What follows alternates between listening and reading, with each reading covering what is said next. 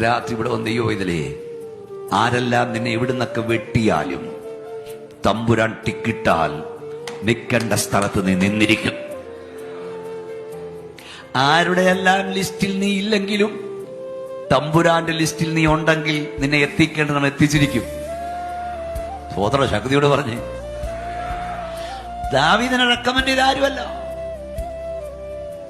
Saul recommend ചെയ്തില്ല. ശൗമേന്റെ പ്ലാനിൽ അവനില്ലായിരുന്നു.